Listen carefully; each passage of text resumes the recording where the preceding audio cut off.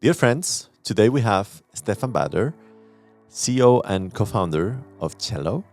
It is a great interview that I encourage all of you to listen to the end because Stefan built two companies, one of them acquired by Continental. He started an entrepreneurial journey in 2013, building this first company related to parking spots. You will see in the interview. Got acquired by Continental. He stayed a little bit there, went to shore, and then founded Cello, the company that he now is in charge of. The journey of Stefan is amazing from many different angles, and I will highly recommend you to put any comments, any other questions. I have him in the office. I can grab him by the chest and answer the comments if needed. So enjoy the interview. See you around.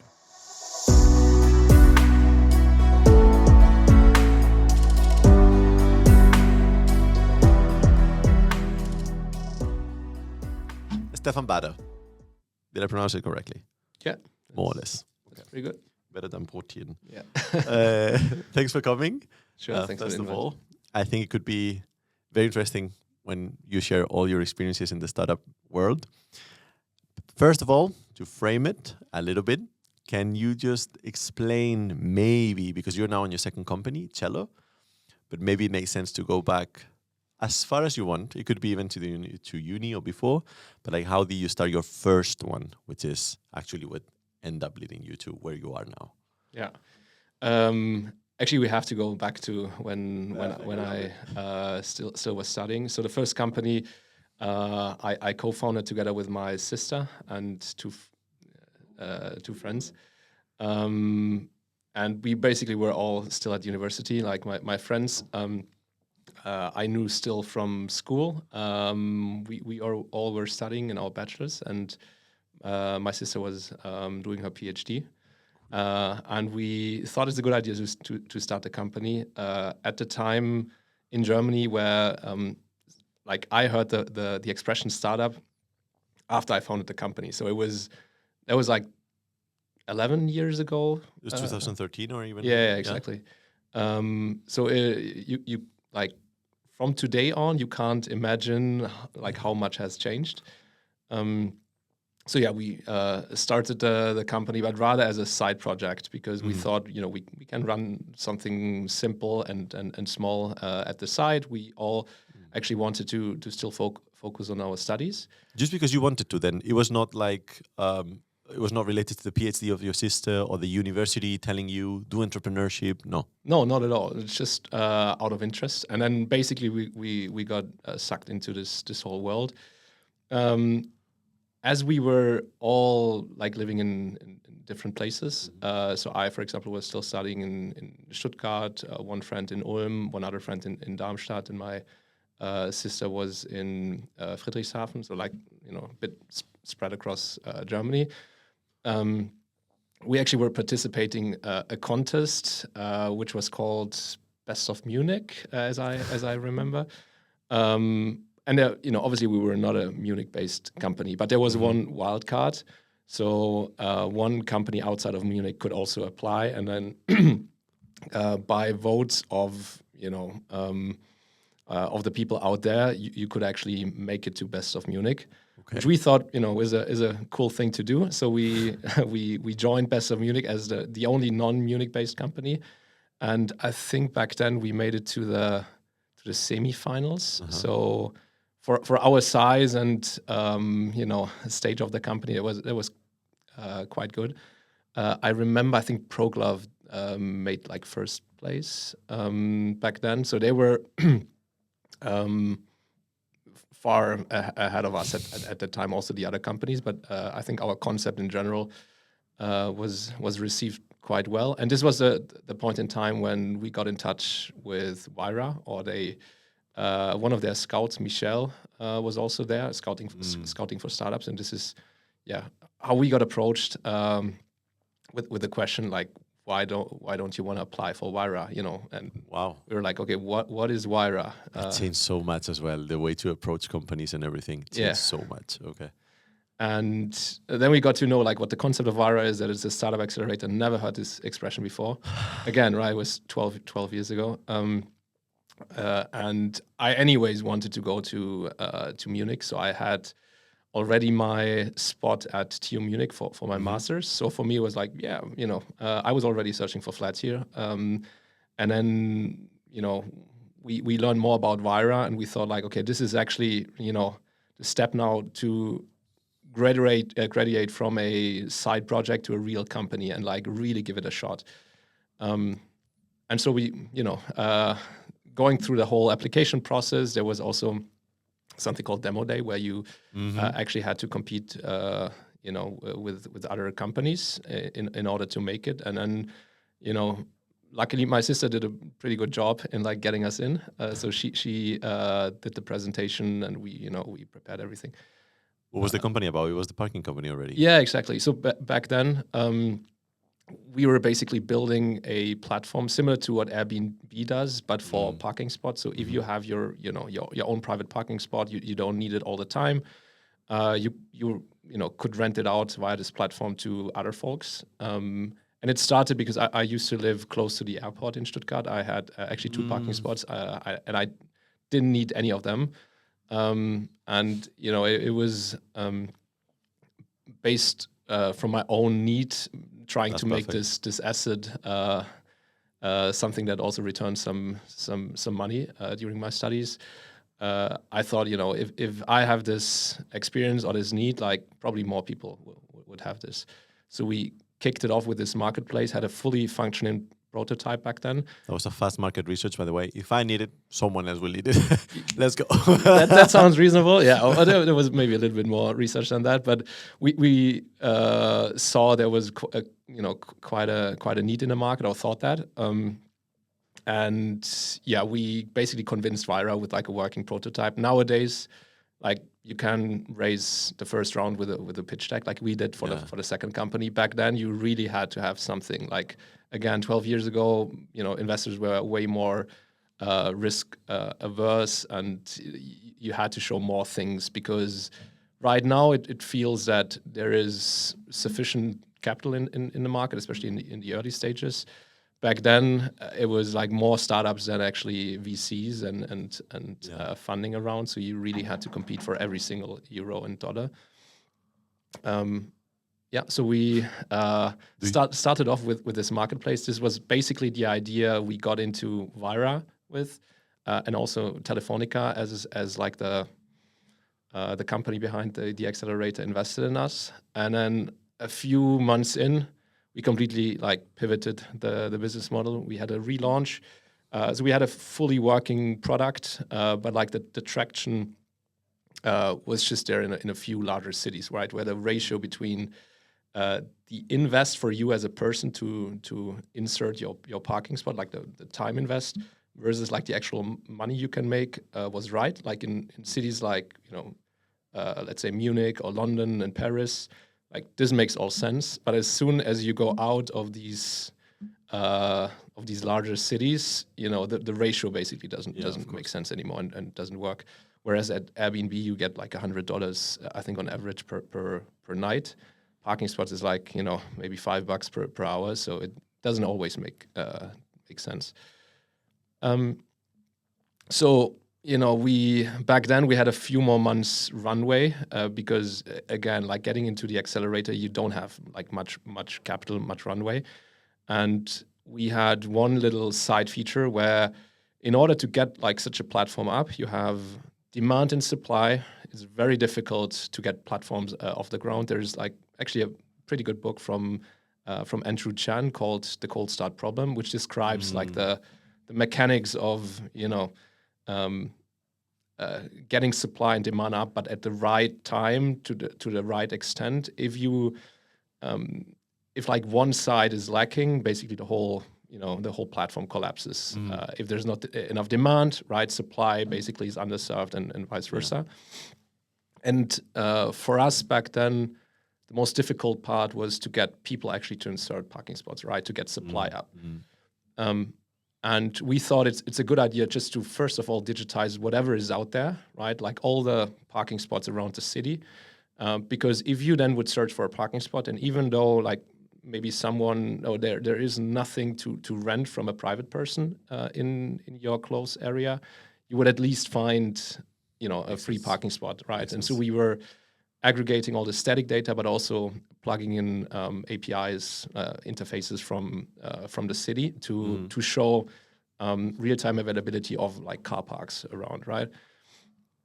And this was a side feature like of the whole platform. And then throughout discussions with investors and then also with like other stakeholders in the market, like with car manufacturers, we understood that this little side feature we built is the actual product, right? And not the platform to rent out your parking spots, but like the data feed basically of like where to find parking in mass in real time. We pivoted the whole model. We trashed basically the platform. When was this year of the company, more or less? I think 2014. So 1 year roughly. Yeah, I think we were like half a year maybe in Wayra. So we started I think in September and then probably like end of Q1. And when you got in Wayra, by the way, just full disclosure, because maybe some people that is listening to this, maybe they know you, but they don't know Wayra. So just briefly disclosure about it. Wayra started as a as an accelerator of startups, incubator. And then it also evolved as the market evolved to something a bit more, let's say something different, but more into the CVC pure area. So it's now like the incubator phase is a bit like not that important, let's say, and the investment arm got more relevance and to work with more professionalized startups, etc., etc. But so far at this point, you only got Wayra in the cap table, sort of saying, or you had some angel investors, or you mean back then? Yeah. So as you said, like Wayra used to be something similar to what Y Combinator is. They gave you a little bit of capital for I think 7% back then. There was a formula behind it, but like if you made it, it was 7%. I remember you fixed the 7%. That I remember, but nothing else. And you got coaching, which was amazing because back then we just didn't know what the hell we were doing. Right, straight out of university, we're just scrambling around. Plus, it was at the time where there was basically no content out there, like how to build a company. Today, I think you can completely, teach yourself by like all the content that is out there. So Wayra was a major contributing for us to in the end make it.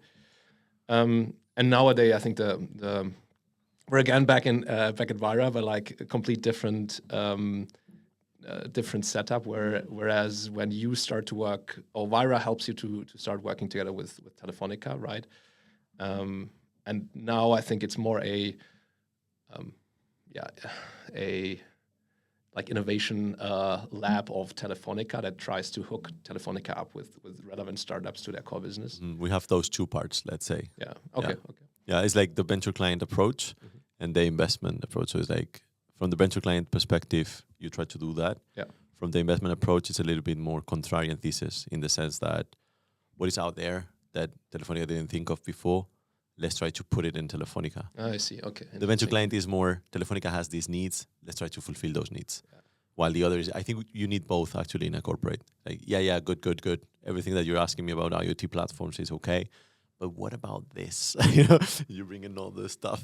Yeah. That's so these are the two kind of parts that we have now in Germany. And back then it was completely wild. Like I can imagine. So Telefonica invested in just I think startup they believed in.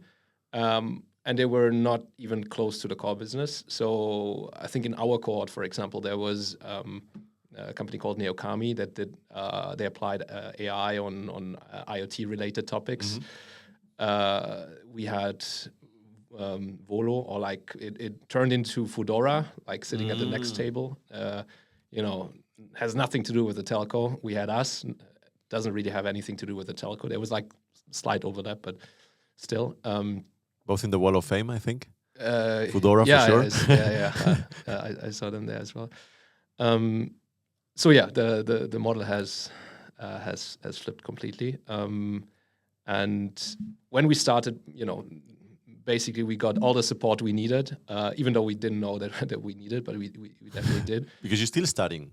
You're still doing your masters at the TMU or LMU? No, so I thought that would be a good idea to do both in parallel, but like after I think like 3 weeks or so, I understood okay that's not going to work out. Like it probably takes a bit more time to build this to build the company. So I put the studies on hold, and for me it was always a good plan B. Like if the startup wouldn't have worked out, I could have started like 1 year later. That's like my security net. The story of a college dropout is always good. Yeah, you know, tell that my mom. So I, in the end, I never started basically or I never continued that studies, and it was just put on hold, and then never picked it up again. How old were you there? 24. Nice, so quite young. Yeah. So again, right, like to found something at a young age, you don't have any responsibility. You can work as much as you want, and but like with the lack of experience, like that balanced it a bit out. Yeah, good. Okay, so then we're in this period that you pivot because you've talked to some OEMs and you decided, wow, this little feature is the thing to have. How do you get the money to build that, first of all, with you being super young, founding team? I don't know if your sister stays there in the company still, or like how was that process to So basically, one prerequisite of us getting into Wayra was like everyone of the founding team moves to Munich. So we were all coming to Munich, which was also great because having my sister and my friends basically coming to the same place and working together on this, and it did make sense. Now I have like a different view on remote work, but I think back then it definitely did make sense to come to the same place. And then we kicked it off here in the office. It was still at the time where when getting funding was compared to now, it was a complete different ball game with us completely unexperienced.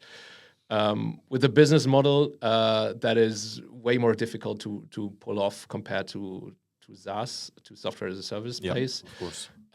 So we had a lot of things that weren't in our favor, to be honest. We were selling, as we were flipping the business model, we were selling to automotive manufacturers and suppliers and like digital mapping companies, which again, I would not do this a second time. It's like a very difficult market to be a startup in because you have the prerequisites to sell to the first automotive company, they're like very high. Whereas in SaaS, you can just build something out of your garage, ship it, and people will find it and will use it. So entry barriers as well. Like then it was not that easy to compete with you. Yeah, maybe that's why you got acquired at the end. I don't know. I'm just I'm just saying like I think one of the biggest learnings I had is like what company I want. Like if I would ever build another company, what things I should be looking for, and what type of company I would not want to build, and what other things I would have to have as a prerequisite. So we needed some capital. We joined a convention. Again, we applied for it and we got free in. It was called CeBIT. I'm not sure if that's still around. It used to be, I think, one of the biggest tech conferences probably in the world, at least in Europe. CeBIT. Not sure if it's still around. Germany or okay. Yeah. I don't. Yeah, again, it's like a few years ago. And then we again were like in a contest there. So back at the time, it was like it felt like our game was to go through awards and competitions in order to get some publicity in order to attract investors. Right, that worked the first time, and then actually also worked on the second time. So out of 50 companies that made it to that final round, we made second place.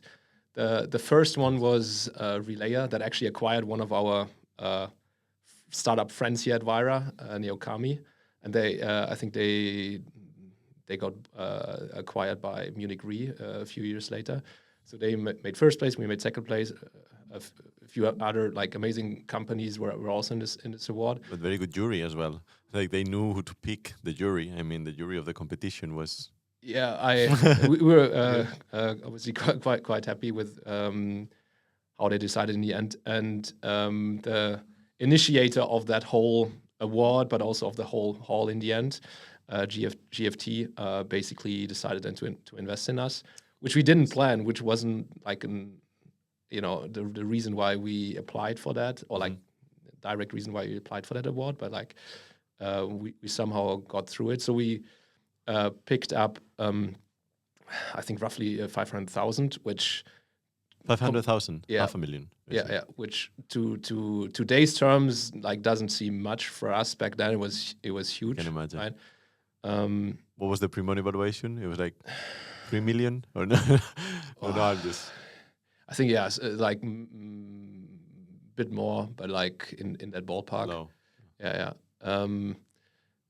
With no customers yet. With no customers yet, That's and not like that bad. still a That's long not that way bad. to go with to the first customers, and that is the difficulty with the model we had, because we had to grow to a certain size in order to sell to the first customers. With like, we had 2 global competitors, and usually car OEMs had 5-year contracts. So you had this like little window every 5 years for like one OEM, sometimes 3 years, sometimes 5 years. And if you didn't make it, like that window was closed, and there were like 50 relevant OEMs. And then of course you were able to make money with like tiny deals around that, but these were basically the deals to aim for. But then you're selling to the OEMs. I missed this part, but I thought it was the app for the B2C, and even if you wanted to rent any parking spot, it doesn't matter if you have a Volvo or a Mercedes, you would download the app. Or so great points. Maybe I should start a little earlier. So we had a free mobile app, but for us, like, we didn't make any money with that. So we had quite a decent traction on this app. Like you could just download it, and for free you could search for free parking spots in garages with like real-time information, pricing calculation, pricing information, price calculator, and things like that. But we didn't make any money of that. That was like a marketing tool in order to market our APIs to the companies that would embed us into their digital maps. Car OEMs, but also the Here's and Google Maps and so on of the world. But the app itself didn't have any booking functionality. We trashed that part, right? Like we didn't focus anymore on bookings. We just focused on APIs and just on data feeds, so that we can integrate our data points onto digital maps. That was the business model. Okay, because then you think it was, I'm going to get some traction as much as I can, and then I'm going to sell this super expensive to someone else. Yep, exactly. Okay, got it. But I don't know, because I was not there, but I could imagine that it would be, wasn't it a temptation to say, what if I offer to all these parking spots as well, all the parkings that there are in the city center of Munich, Stuttgart, whatever, and I say, I can give you this amount of people, and then I will charge you a little bit on top and get a free match. So you get a little bit of catch. That I think the temptation is there, no? Or yeah. I mean, there were, so we were focusing on data, right? There were other players that were focusing on payment. You were super clear with this. This is super important, because then...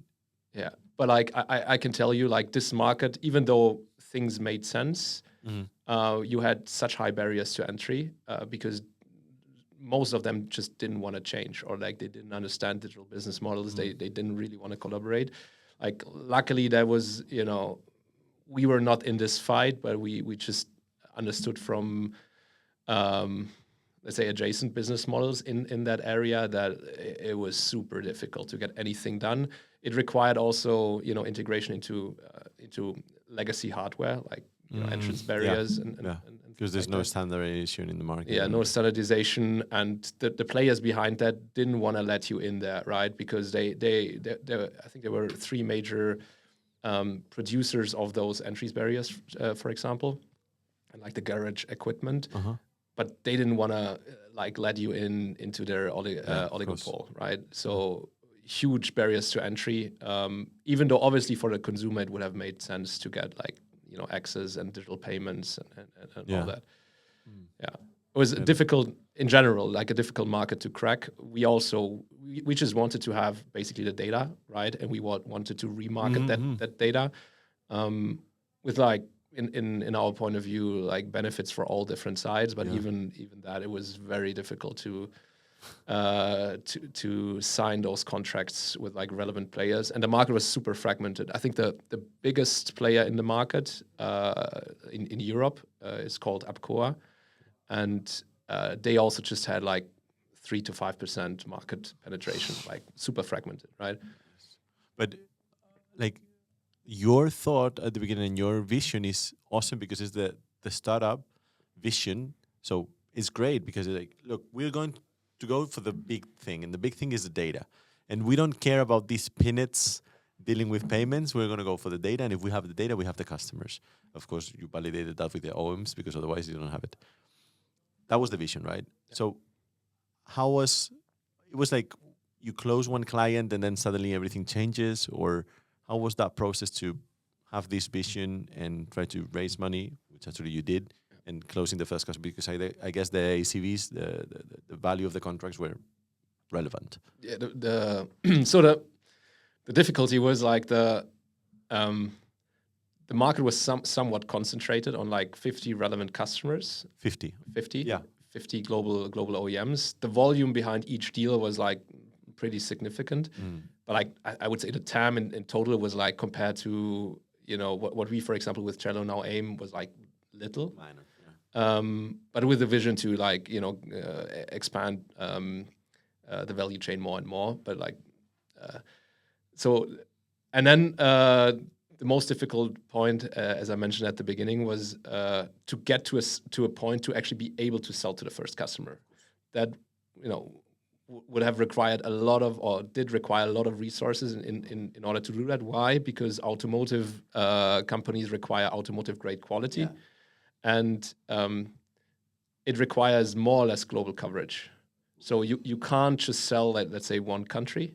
You can't just, you know, sell, I don't know, let's say DACH, like a group of countries. They want to have more or less global coverage.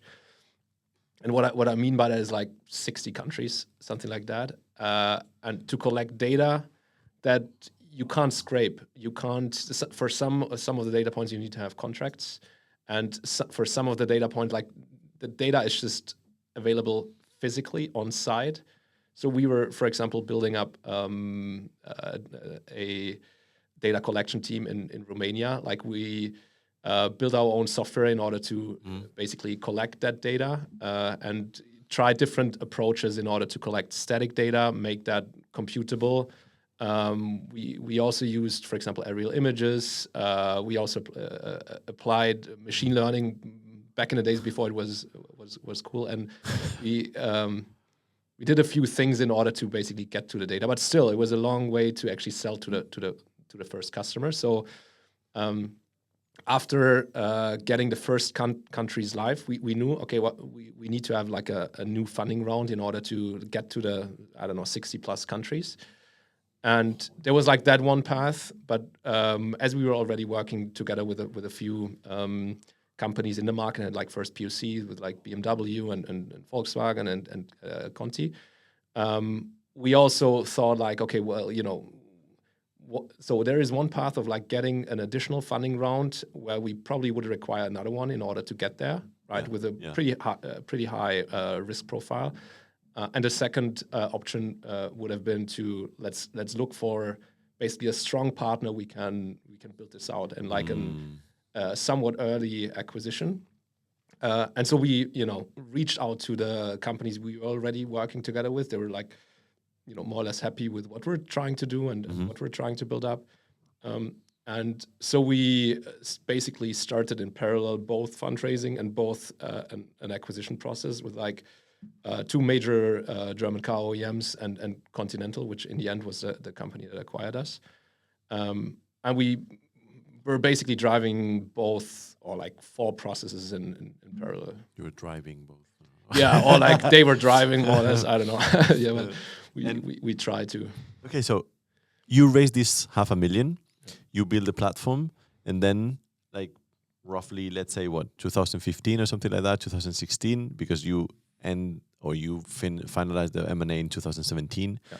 So at some point, like 1 year before that, or even more, how long was that process? 13 months. 13 months. 13 months. So you had to have some runway in order to survive that. That's pretty okay. So okay, so you had this 500,000, let's say, the first year. Yeah. How did you survive until?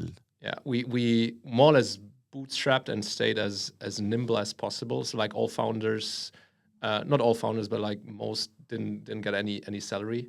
But you had no revenue, so how do you pay the team in Romania, for example? Yeah. Well, we had funding and we had like smaller deals. So You have some small deals. Yeah, and like the team in Romania, like the reason why we picked that location was because it was fairly cheap. It's way cheaper, of course. Yeah. But okay, so you have these small deals, and so beyond this 500K, you have more rounds then, or? No. Just that. That's it. Like it was more or less bootstrapped. Okay. How many FTEs in total, more or less? I think at the highest size we're like 25 heads, but like in terms of FTEs, it was maybe half. Still, 12 Yeah. people to pay. I know. It was, and we, the reason to work for us was not because of a high salary, not at all. Like I think everyone could have made way more in the market. Again, like founders, or most founders didn't pay themselves, and also basically the employees we had were like just coming out of university, barely paid. So we were like as nimble and small as possible. Okay. And how these little deals then, because I think that they're more critical than it seems, no? These little deals, because if you have this vision of the data, and once we have this traction with the data, boom. But these little deals that will keep you alive, what are they about? So we just as an example, we sold to Esso, and they they integrated station. into their app. Or we sold to like cities, and they integrated into their city app. So it was nothing major, right? But like they added up in the sum. But again, like forget about the revenue. So really, we really manage the cost side, if you want,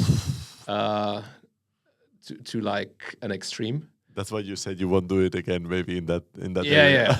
So we can talk about the second time and like how much things are different and like the type of company we're building. But like building the company 12 years back in an ecosystem that barely existed, with like zero experience, with like I would say like a very difficult business model to raise money with and to execute, because the market was just so difficult, and that was tough. And like I think we just survived because we worked like a lot, and we were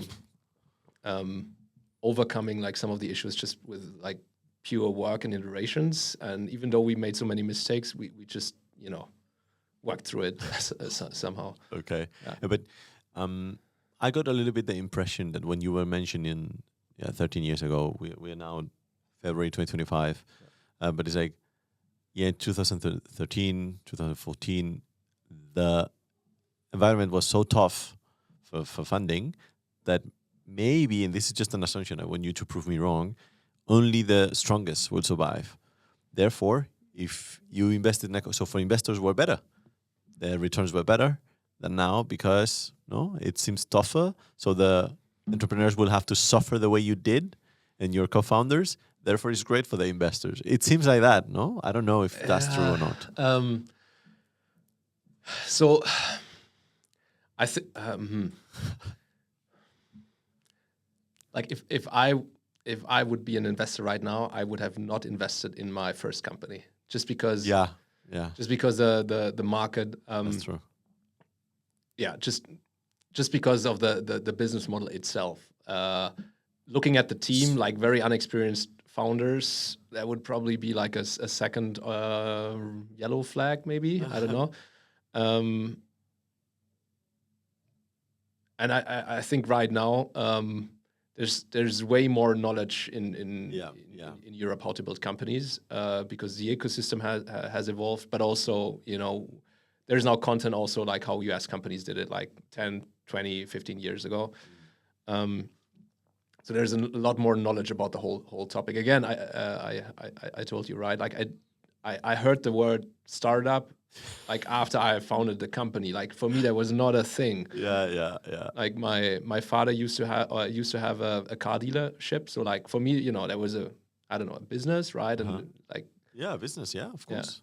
And okay, so then coming back to where you were with Continental, with the M&A acquisition process, how tough was it for you? Because I can imagine it was more an acqui-hire in the sense that because then you stayed 3 years in Continental more or less. Was it like that, or was a proper, no, I will acquire for this, the investors that were little, just you get your money and some X in return and that's it, or little or very little, or you get something from Continental? How was that? How was the process? I think for an acqui-hire, the team was too unexperienced. So, yeah, true. But still, you were doing it. So, we were doing it. But no, like Continental, like heavily continued to invest in the business. And we actually rolled it out to like, I think like 70-ish countries. And we sold them to the first car OEMs. So they jump in and they say, I'm going to put money, but then no one else. I don't want anyone else to put money, no? Or something like that. Yeah, they acquired the whole thing. They acquired the whole thing? Yeah. And that's when they invest still, like in a unit in the company? Yeah. It became basically a proper business unit. And we continued to hire people. So we, The same team, but on top, they allow you to hire more people and everything. Yeah. But that's perfect. And then we, for example, we started to work together with an engineering side of Continental based in Toulouse. Like we were basically getting access to already existing resources that immediately jumped on our ship, and then we built it out to a point where I personally believed it was superior to anything in the market. Maybe I'm biased, but of course, yeah. You should be biased. And there was a time like we actually had one clause in our contract, like a 3-year vesting period for the whole team. And if like one of the team would have left the company within that, like at least the earn out, usually you split it in like cash up front and then like some money linked to milestones, and this like milestone related earn out would have been completely vanished. So the whole team stayed the whole time. Even for example, my sister stayed a little longer. And I after 3 years, I had an amazing time. Actually, after 2 years, I thought, maybe I stay a little longer. And then as the 3 years approached, I'm like, no, I think I'm out. Did you get the full earn out, or? Yeah. That's nice. That's nice. Congrats. So we worked through different. No, actually, there was one milestone we didn't manage to hit, but like two out of 3. And like, are they shareable? The milestones? I think actually not that much is shareable. I don't know. I shared one milestone already, which is like sort of a milestone. But like we wanted to roll it out. I can't fully remember, but something along the lines like we wanted to roll out in 10 countries or so, and we rolled out like way beyond that, like 50, 60, or even beyond that. So we completely overachieved that 15, milestone. 16, right? Or 50, 50. Yeah. We roll out to a lot of. And the KPI was 10. Wow. At least like way beyond what we in the end achieved, but also because we got more budget than initially, So like the at the beginning it was like, okay guys, let's go, continue what you're doing. You get a bit budget. If you prove yourself successful, like we will support you more. But like you somehow have to set the milestone. Yeah. No, I was thinking, how was this contact first with Continental? How do you started the process, just to get the idea? So we had an existing business relationship with them, and then through their partnership manager, we basically got in touch with their digital business unit. That was headquartered in the US, but like had different departments around the globe, like one in China, one in Detroit, one in Toulouse, and one in Singapore, and I think one here in northern Munich. So I was actually super fortunate because Continental is headquartered in Hanover, like northern Germany, and then they have like sites all over the place, but they don't have any site in Munich. I think the closest is in Regensburg, which is, I don't know, I'm not that good with directions, but maybe 1.5 hours from here. Yeah. So we were all like, okay, if this is happening, we probably have to move to a place where probably we all would not want to go in the first place. But okay, let's just do it. And then it turned out that we actually could stay where we were because their satellite office was here as well. So this digital business unit, they had the power to even buy companies, or they acquired quite a few companies. That's nice. And then basically they, started to build up a portfolio of digital connected car services. And like we were basically becoming the unit for parking. There was one unit called eHorizon with like different data points the car would collect and would, consolidate and they will resell the whole package to the OEMs. Yeah. That would be easier. That was more or less the strategy, but like in the end, car manufacturers, they purchase single items basically, right? Okay. But there were of course also synergies between the departments or like knowledge sharing happening. So Do the functionality still exist in Continental? Do you know about it? Have you? No, it's like 5 years ago, but it's a long time ago. Actually, do you still miss it? I just don't. I just don't know. I didn't really like after I left. I still followed it a bit, but as you said, it's a few years ago. But like, yeah. Well, what happened with your parking spots in Stuttgart? Are you able to rent them out or not? Well, it was a flat. I just rented. So you rented the whole thing. I hope someone is doing it. I was studying in Stuttgart. Therefore, I used to live in a flat that I rented. I think Germans are big renters, and not living there anymore. Okay. I wanted to close the circle. Like I wanted to rent these parking spots, and then finally, we don't know. Yeah, and it's like more or less at the same time. Like we had competitors popping up slightly after us, and there's still like 1 or 2 competitors around with that same business model, but like. Looking back, how their traction looked like, I think it was a good decision for us to find our own path. Nice. So then, those 3 years passed. You stay in Continental, and then you were already saying, "I was like, maybe I will do something else." How do you jump to the CEO position that you have in Sure. Yeah. So that you had. So before? my previous co-founder and I, we looked for something new to start, right, as like one option. So we. Looked at different business models. We also did deeper research on some. We also started to talk to Picos Capital and we were bouncing some ideas with them. Worked through some of the ideas they gave us. They didn't invest in the previous company, did they? But I think their approach, or at least it used to be at that time, was to identify founders and identify topics to found with like a little bit of pre-work, so that they say like, okay, this is a topic we could really see someone is building, and then they would invest, and then they would also help you to raise the first rounds.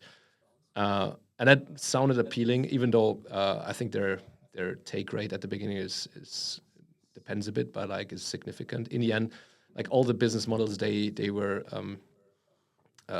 proposing or they had, like we didn't really fall in love with them, and we like again when I learned something is like whatever you start with, if it goes well, like you will probably spend 10+ years on that topic. So like make sure that the topic is right. Like you can change the topic to some extent, but like rather make sure to spend a few more months at the beginning to pick something where it's easier to found. Like, the prerequisites, for example, were no hardware. I'm not a hardware guy.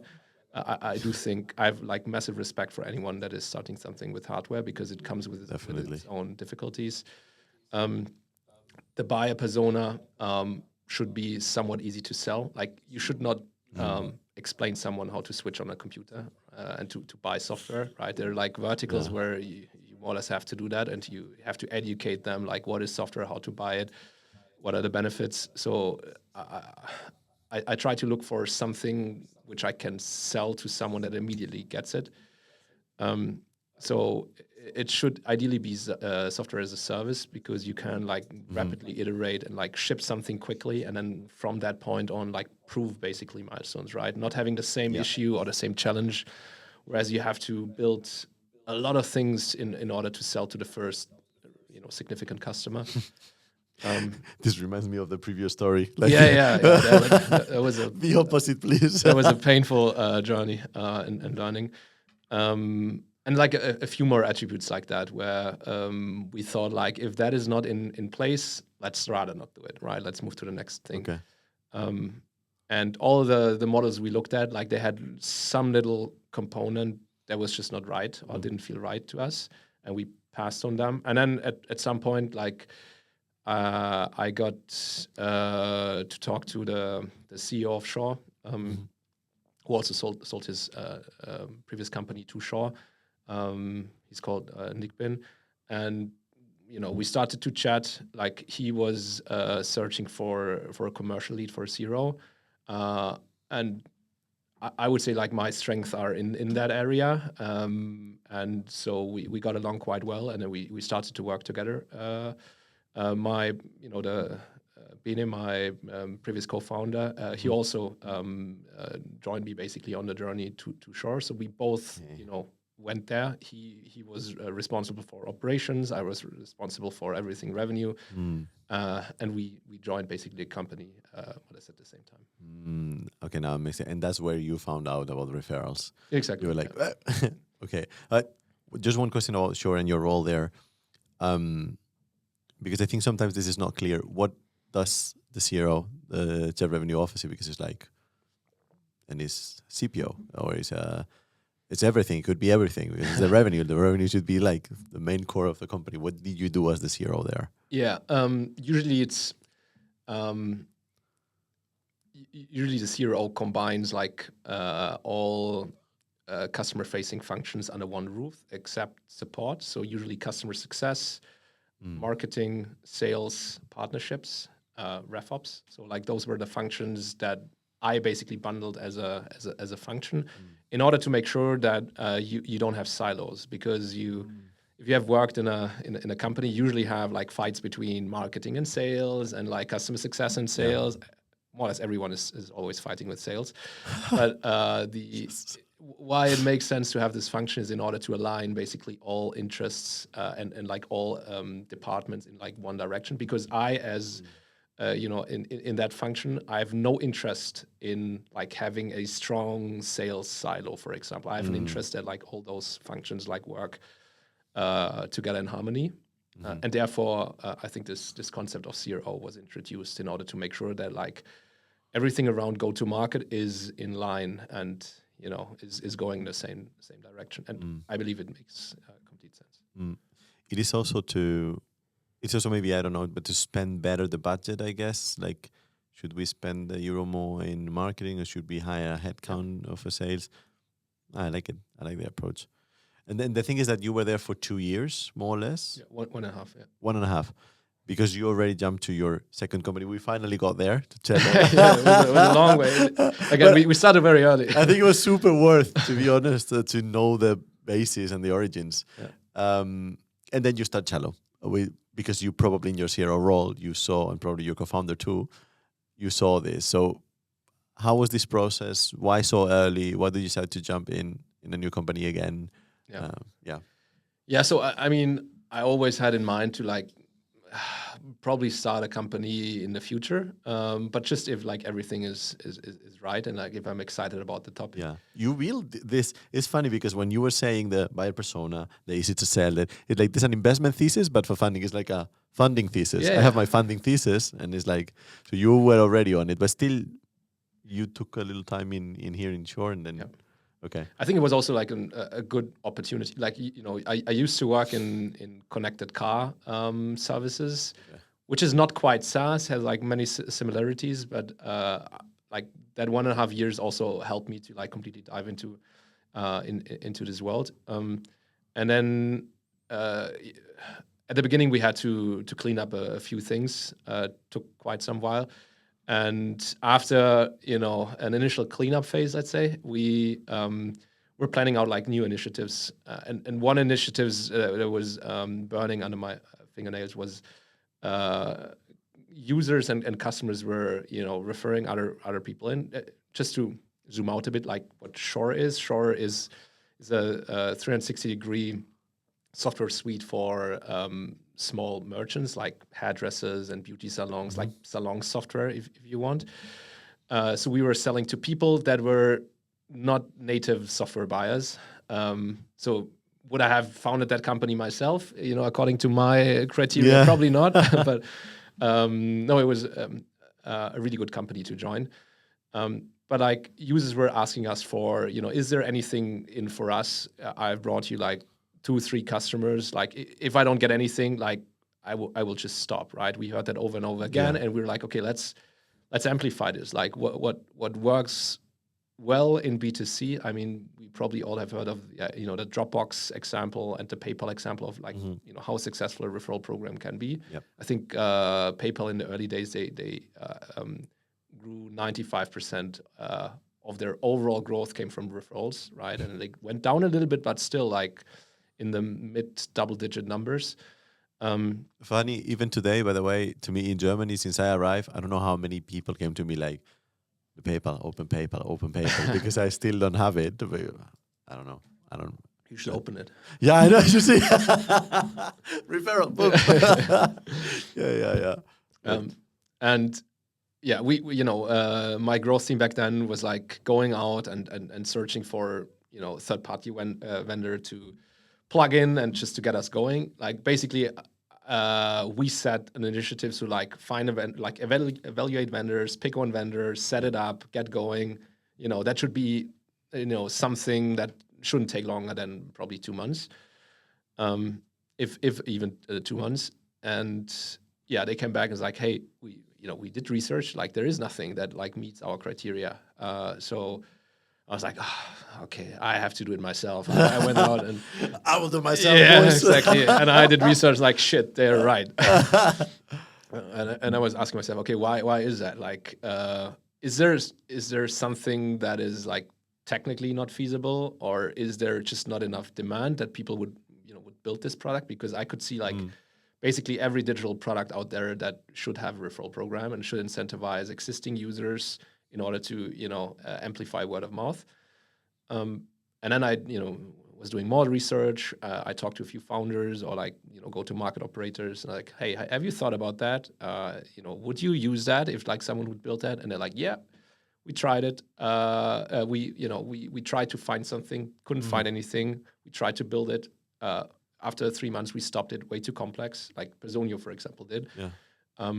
That makes sense now that Personio will have something similar, of course. Yeah, and all those stories like kept repeating, and it's like, okay, so there is demand, right? Let's look at feasibility. Like, is there something I'm not seeing? I double clicked on that, and it's like, okay, it is feasible. It might be difficult to build, but because it requires besides like the technical capabilities for attribution, payouts, and so on. It requires like compliance layers, because if you pay out money to private users, right, it requires tax compliance. Like they have to be tax compliant in the end. Similar if you rent out your flat on Airbnb or back in the days, in the good old days at Parkpocket, you required basically credit notes. So after the end of the year, if you do your tax, you need to hand in things if you are like building up a second income stream, right? Which in the end it is. Kleinanzeigen, I guess they don't have like taxes, for example, no? In Kleinanzeigen. Oh, I'm pretty sure. Really? Otherwise, it's tax fraud. Straight, even if you sell 2 teddy bears of €8. Yeah. Wow. Yeah. Okay. So if it becomes, I'm again not a tax advice, but like if it becomes a second income stream, you have to declare it. But I guess that then that's the definition of what the second stream of income is, no? Like, what do you consider to be a stream of income? Like, if it's two minor things of €8, will So you? again, it depends on the countries, right? And you Yeah, have like that for sure. free thresholds, but as soon as you have like a normal income, you're already beyond that free threshold. Okay. And then the question is like, I mean, we're not forcing users to declare it, right? But like we're providing them the infrastructure and the documents and the data to declare it, because otherwise, if like, if someone finds out, they're in trouble. And then you, as a emitter of money, you're also in trouble because it's more or less support of tax fraud. You allow that to happen. Sorry? You allow that to happen, kind of. Yeah, exactly. So therefore, you have to basically provide this like compliance layer for tax, but also for KYC compliance, because it falls under money laundering laws if you pay out users, and therefore you have to use KYC compliant channels in order to do that. So there's like a complete compliance layer you need to make sure. And back in the day at Shore, like we couldn't find anything, and I'm like to our CFO back then, it's like, I mean, how difficult could it be to build that? And she was like, don't even think. Like we would have to, hire finance folks in order to make this happen, and in order to like test a channel that hasn't been proven in this company and for that business, right? Yeah. And I was like, okay, I see your point. Like that doesn't make sense. How big was the company by then? Sure. I think when I joined, it was like around 50, and when I left, it was around 100. So it's something like that, plus minus. Yeah, because I'm thinking that they need to maintain focus. So at that time, we were like close to 100 people. And we had a finance department, right? It's not that it was just one. Like, how come they didn't see the need of building it themselves if you see and it was so obvious? I think that was the question I got asked most, like during pre-seed fundraising. Of course.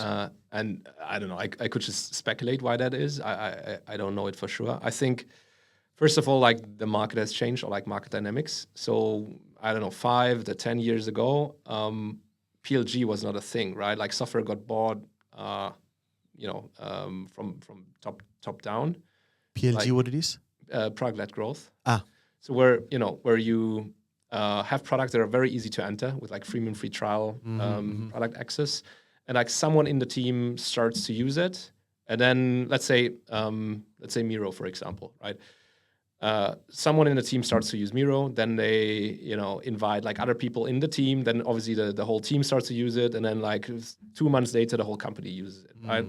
This is like how most companies nowadays like go to market and like sell their products.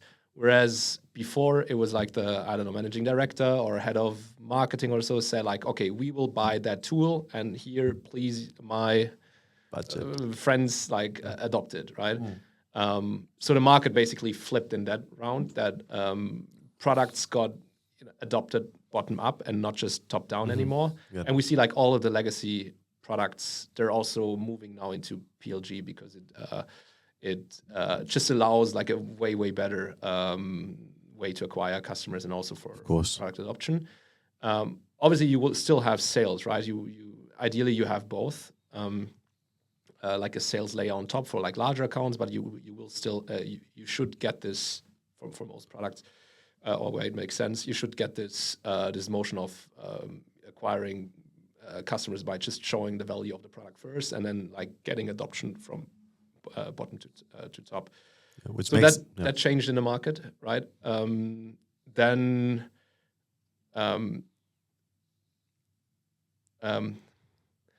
everything around payment just got much easier throughout the last years. I personally believe that building this product is a challenge, or I thought so at the beginning. I think that might also be the case. It's way easier, right now on our platform we have 2 products. We have a product for user referral, so you can incentivize just the everyday user of your product to refer that product to someone else. Mm-hmm. So for example, we have Miro as a customer, right? And if you go in the dashboard of Miro, you see on the top right corner a little gift icon. If you click on that, you will basically see the Cello widget popping up. And from there, you can just send out links to your friends, invite them if they join Miro as a paying customer, you would get a percentage of that revenue that you brought in via referral, right? Up to a certain cap. I think for Miro, for example, you would get up to $500. For other of our customers, even up to 10,000. Because first of all, we have started at least in B2B, right? Lifetime values are very large, and with subscriptions, the value you basically have behind those licenses is pretty significant, and therefore the referral reward for me as someone that shares it and acquires a customer via that is pretty significant as well. What is the split between the one who gives the referral and in Cello? So we have Cello has a success-based freemium pricing. Means first of all, like everyone starts free, and just if you see like a certain level of success, we would start to charge a platform fee, and then we have different price tiers. So the more successful it is, the more our platform fee basically would go up, with a degrading take rate that over time goes down to 4%. Nice. Yeah. And whatever the referrer receives is completely up to the customer. Like some give, I think on the lower end, like $10 per month up to 60. I think that is like the lowest end. And then, as I said, highest end is like up to $10,000 with like a 25% take rate of the revenue. And you stay there. So once someone click through Cello, they will stay there for 10 years. You will still get a fee for the 10 years because you're in the attribution model, you're the one who make that happen, right? Yeah, exactly. So the approach we're taking is completely contrarian to like, for example, ads, right? To acquire someone via, let's say, Google Ads, let's say one lead costs, I don't know, $100. You need at least 10 leads, right? In order to get to one, just random numbers, but like to get one to a paying customer, you need 10 leads. So you spend $1,000, and then it depends like how long this customer stays with you, right? If the customer churns after the first month, you're basically screwed because you have invested $1,000 and just got like a month of subscription revenue, right? So like the risk is completely on your side. Like how many leads do you need to get to a paying customer, and like how long can you retain this customer?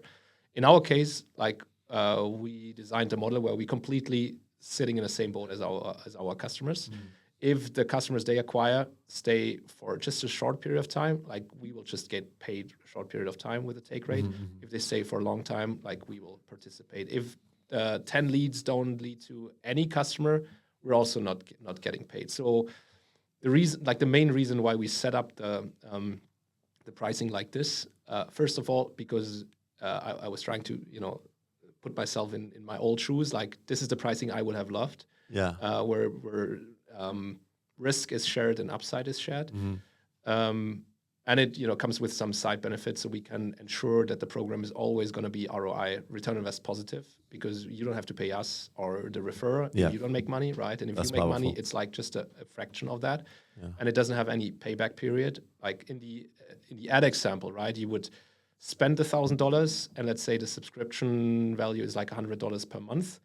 You would have to retain this customer at least for 10 months, right? So the time to recoup that money is 10 months. In our case, that is 0, because you first make money and then you pay. So like, I personally believe it's a great model, but it's also for us, if we find customers that we make like wildly successful, we will be also wildly successful with these customers.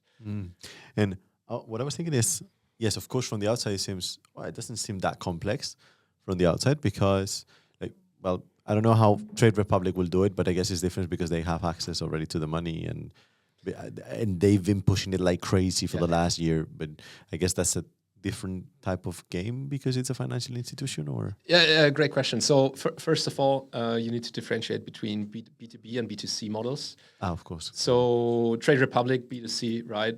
For B2C models, you can combine it with your product offering. So let's say Dropbox, right? It's for you as a private user of Dropbox, it's completely fine if you get storage. I think I personally have like 20 gigabyte of storage because I was going wild with their referral program back then. And that's okay, completely okay, right? Because I would personally pay for it. In a B2B example, like I would not be okay with that, because in the end, my employer is paying for let's say the Miro license.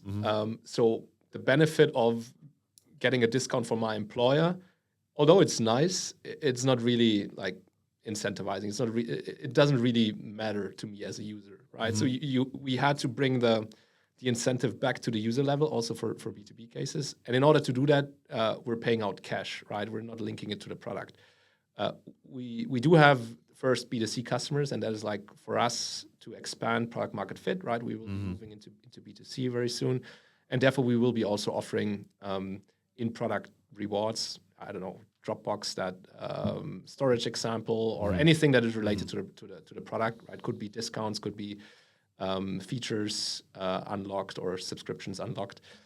Again, for B2C, it does make sense. For B2B, it does not, as we started off with B2B, because in a B2B case, they have to have an intermediary like us.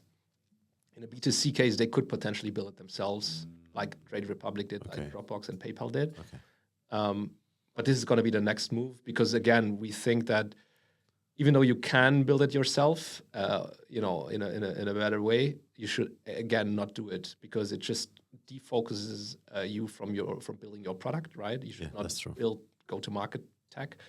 And as we have now around about 150 customers, more than 10 million users on our platform, we're learning much quicker, basically, with different customers. You said 10 million users already, excuse me. Yeah. Already. Yeah. And those users are obviously like users of our customers, right? Yes, but Cool. So then the full process, again, just to understand, I'm an employee of Telefonica. I'm just using Miro. I see the little gift. I click on it, and I would send it to my friend from Orange. And that person would say, yeah, I can participate in the Miro board. I would share it with the team. They like it. And finally, the whole, not the whole company, maybe at the beginning, just one, the Orange Ventures, they buy it. Yep. And then me as an individual, I would get the reward cash. Yep. And you would usually how the model works is you get a percentage of the revenue until a certain cap, right? Yeah. What you said. So you would you not said get that could be $10,000 or exactly like a few hundred or a few thousand dollars, which is for B2B quite usual. Got it. And what was the difference between because this company you started in 2022, February, March? Yeah, January. January. 2021. 2021. 3 years now. Okay. So what? No, I think I just took the information from LinkedIn. No, 2022. You're right. I shouldn't do public math. 2022. 3 years. Yeah. But so, what was the difference between when you started with 24 years old side business in the parking industry and now in terms of funding? Yeah. Because I know you have really good connections. You know many different funds. What was the difference between your first company and your second company in terms, especially of funding? Yeah, I got much easier. So I think because of many things. First of all, I have the feeling we did so many mistakes we don't necessarily have to do again. So after doing that for a few years, you sort of get it more. And to get from A to B, it's both. It's efficiency and effectiveness. Like if you're very fast, but like somewhat going in the wrong direction, like you will still be slow, right? Have to do a longer turnaround. Yeah, so I think like we're better in terms of direction, and in terms of speed as we become, I guess, better in terms of prioritizing, like doing the things that really matter and not doing like vanity stuff. We in general just got faster to go from A to B. Plus, I think we have a better understanding what and where point B is. So obviously this is also trust you get back from the market. The first round we just raised with a pitch deck without any demonstrator, right? Just with the idea and like the idea nicely visualized and expressed. So, and there we raised around about 2.5 million. So like a bit more, like 5 times the amount compared to like the first startup in total. And then we shipped the product, I think after 10 months building again, right? Like complete different ball game. Like we had to build stuff for years in order to get close to selling the product the first time to a car OEM, and now just with a bare minimum of the product, right, where like it was just barely working. We're just a barely working product. We, for example, didn't have any dashboard. We were like automating data into Notion and like granting our customers access to Notion, and this was their dashboard. Nice. So we stripped basically everything down to the bare minimum in order to ship it that fast. And then from that point on, we were iterating basically together with customers through like what are the next biggest things we need to build in order to just make the product significantly better in a short period of time. I want to see one of your investors' report. I think it's going to be super clean and super up to date and in real time, like all the information, all the key metrics. No, like you can just click this link and you will see all the information. Somewhat like that. Yeah. Again, right? I think at the beginning we heard like customers saying like, this is not even a product. Like, okay, it works. And then they saw it work. It's like, okay, well, we just stay with that. And we hope and we believe you will improve that because you just gave me access to a Notion page. And, obviously we built now all the things they were requesting and so on. But like the thing we tried to really nail the second time was like just to ship like the absolute fucking bare minimum in order to get it in the hands of customers and then to get go with that. What is the golden secret that you will give to the 25, 24 years entrepreneur that is starting now? I would just do it. Just do it, like just do it. Yeah, I think in the end, like if you're successful, that's great. Whatever success means. If you fail, I think that's also good because you will gain so much relevant knowledge by doing that. Yeah. If I'm hiring people now, I would rather hire a failed entrepreneur than like just someone that took the easy path. Yeah. Like always, because it shows grit. It shows probably during that time, especially when failing.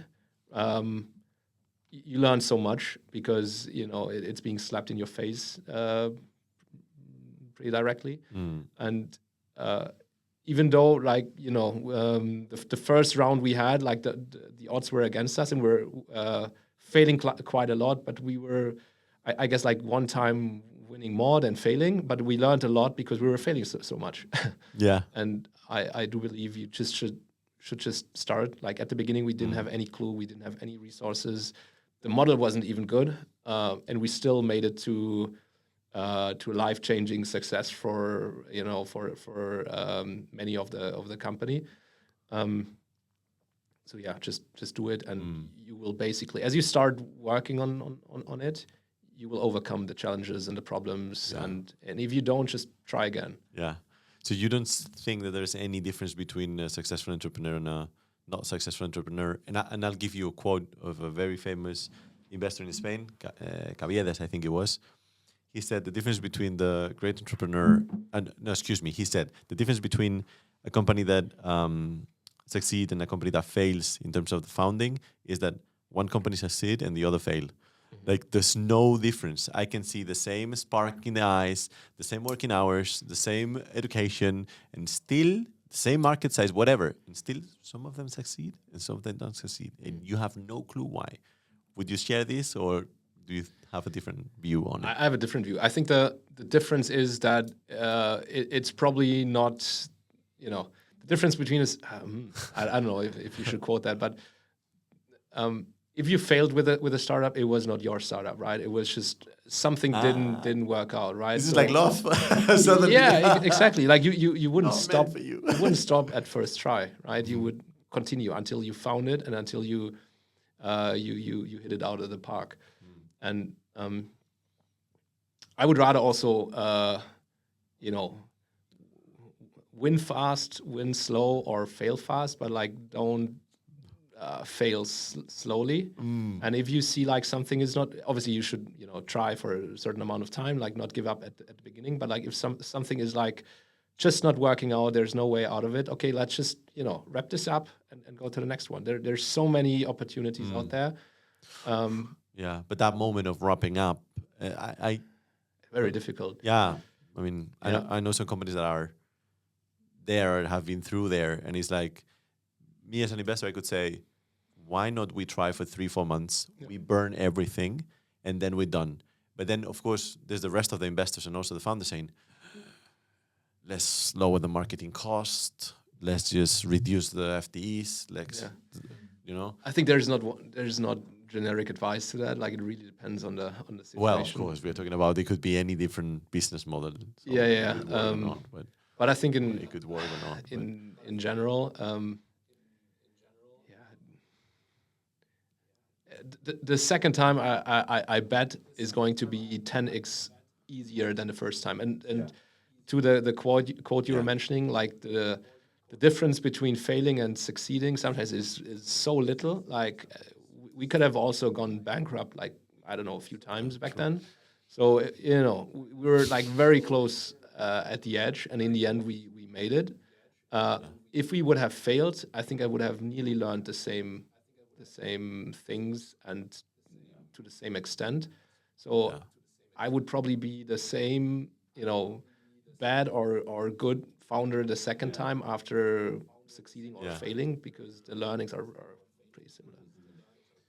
And I think someone that just like keeps winning all the time, probably, there might be a little bit luck involved, doesn't learn to the same extent as like someone that is like really in a difficult spot and like has to work through it. Yeah, you need to lose some rockets to be able to succeed. Yeah. And how many FTEs are you right now, more or less? I think 22 now. Because this is a question that I always have in mind, is how you build, and you did it twice. Even the other one was smaller, but still, the hiring process and the culture of the company, I think they're key for the success, obviously, of the company. But it's like, there's no playbook. I've seen that there's no playbook. That either you have a really good HR manager, you call it, I don't know, I've seen many fancy names, or even you do it yourself as a CEO. You say, look, 15% of my time is going to be HR. How do you do it? Yeah, that's a great question. So I think nearly all companies out there, it's on the founders, at least until Series A. And we decided against this because I knew, like, I think everyone knows that like the most important resource are like the people, right? If you would ask, more or less everyone would say that. But at the same time, if it's on the founders, it will always be deprioritized, because you will always higher prioritize customers or like burning issues and like, shipping the product, whatnot. Everything that is like getting revenue in, it has a higher priority, I think, per definition, than like people stuff. And therefore we decided to have like as a second hire a head of people, in order to have like someone that is passionate about the topic, that is knowledgeable about the topic, and has enough or time to actually spend on the topic, in order to, like, for example, build out a proper hiring process and make sure that process is being lived, that sources candidates for certain roles, so we're not just relying on inbound, but that also builds culture internally, that builds like a people playbook, and many things left and right of that. And obviously this person is in our case, he's called Philip. He's absolute, absolute rock star. He's also working on other things, so he's not 100% focused on people, because right now that makes sense. Yeah, total sense. Still, right, we're just 22 people, or 22 FTEs. But he's spending like significant time still in the people corner, which I believe is why we were more or less completely distributed. So we have a few people in Munich here in the Wayra office on site, I think 4 or 5. And the rest is completely distributed across Europe, one in South Africa, a few in Manila. And it still works, right? Because someone is like thinking every day around how to make culture great, and like works on this as a topic. How do you find Philip? We used to work together with, he used to work for BASF, like the chemical company. And I had an advisor spot there in the advisory board, and he used to manage the advisory board. So we started to work together. And at some point, he moved into HR, and I was like, such a miss. But then I thought like, okay, I didn't come across like too many. I shouldn't probably say that, but like I personally didn't come across too many great HR people. And if I would ever found another company, I would just like hire him because I know he's great, and if he's passionate about HR or people, he would be a good hire. And that's why he's like, I was like, Philip, I'm starting something. Do you want to join? Nice. And how does he do to get the people then? Because you have to get Philip, and then Philip, Manila, South Africa, Munich. How does he do? Like, does he have a structured process? Because it's also impacting your culture and your company at the end. Yeah. So in terms of hiring, I mean, we were trying to hire through our networks, and it works to some extent. Super warm intros. Yeah. So for example, the first hire in Manila used to be a colleague of my co-founder that he used to work at Thomson Reuters, and they had a whole team in Manila, and like basically his best guy there is Glenn. So we hired him in order to basically now scale a full team in Manila that is mainly responsible for support. Glenn, now moved to Spain, by the way. Cool. But he's still managing the Manila team and is doing a fantastic job. So we have network hires, but we also have standard inbound and outbound process where we're defining obviously a position to fill, and based on this profile, Philip is basically sourcing and reaching out to people, also with personalized videos. Like we're trying to get innovative, like how to attract really good talent. If you have worked together with like someone amazing and someone mediocre, and like just see the difference, and that difference multiplied by however long they stay with your company, you see like what a big difference it will have to your company. So we're trying to spend enough time in order to get the best people in, to retain them, to keep them happy, and to make them productive. And when I say we, it's mostly him. It's part of the team. The team is doing it. Yeah. He's a big part in that. Yeah, I just think that there's this little gap or big gap between the startups like you that are, I'm sure that the culture is awesome. I'm sure that the product is going to keep growing. And then a lot of people that is looking forward to join something like that because they're bored, because they don't like either the corporate or either the public job that they have or whatever, but they don't know where to look and you don't know where to find them. I think that there is always a gap that I'm trying to understand what's going on in that gap, because I think it's something that needs to be solved at some point. It will make everyone happier. Yeah. I do think many people make the mistake of like hiring people based off logos. I think that's the rule number one. You should be very careful. Especially in BC, for example, by the way. Especially in BC. In BC, it's just... Is it a logo game? At the beginning, man. If you don't have like JP Morgan, BCG, McKinsey, yeah, or something like that, forget about being a like associate and analyst or something like that at the beginning, and then you're gonna grow from there. Interesting. But you were saying that for some others it's a logo game. Yeah, for example, if someone spends too much time at a especially big tech, like more than 3 years, would not hire this person anymore. Like they're getting too spoiled. The way of working inside a Google or a Meta or like it is just different, right? That might not apply to every position, but I think in general, I would say like a developer, for example, that spends more than 5 years at Google, I'm not so convinced about that. Like I'm happy to be convinced otherwise, but this is just what we're seeing in our recruiting processes, that culture at some point just doesn't work anymore, or also performance is. If you get like hungry young or old talents that basically worked in different environments, and also the early stage, this is way more important than like having fancy logos. I think fancy logos are actually at some point rather a yellow flag. Super interesting point. Quite contrarian. I love it. Yeah. And last question, because I think I'm keeping you here for years. Yeah.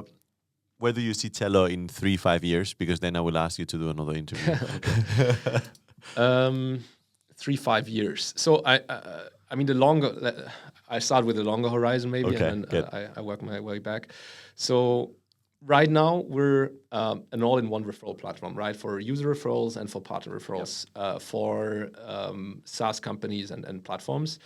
Like the longer vision is to build a growth operating system. And what I mean by that is we are productizing growth loops as user referrals is a growth loop that you can take off the shelf and plug into your product. And that helps you to manage and to accelerate your go-to-market, right? With like user and partner referrals being the first two growth loops. And there will be many more, basically, there will be many more on the platform we will be offering over time. So that is like the longer term, right? Think of like HubSpot, but for growth. And to work now the way back to like 3 to 5 years. So we have now productized the first, right? We will be basically working through more and provide like a more holistic platform. Right now, we're still focused on B2B, at the edge of going more and more into B2C, and we will be also on that what we call vertical horizon. We will be growing more and more into different digital products. Could be gaming, could be telco, could be other things that are that have a high value or are related to subscriptions, which in the end, right, given the lifetime, have a high value. Cool. Would you be able to forecast number of clients and revenue for 3-5 years? No. No way.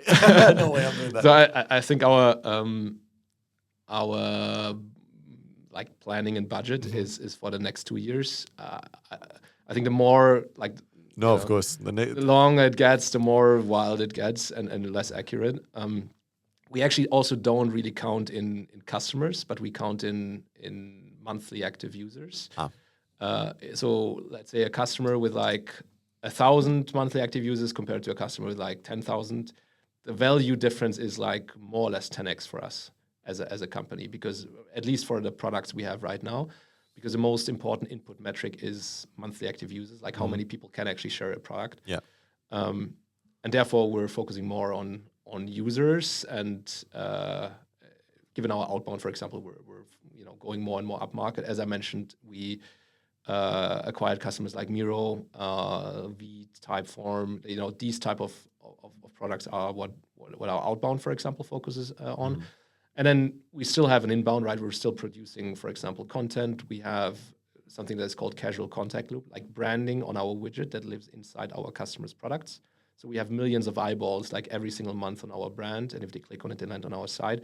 And usually we get like mid market to like the long tail inbound, and we have a certain threshold where we say like if it's that big, that's good. We're still onboarding it. If it's too small, we just don't have the capacity right now. We have too much inbound basically, and therefore we need to triage at that point. So I would have anyways not answered the customer's question because it's more or less irrelevant to us. Okay.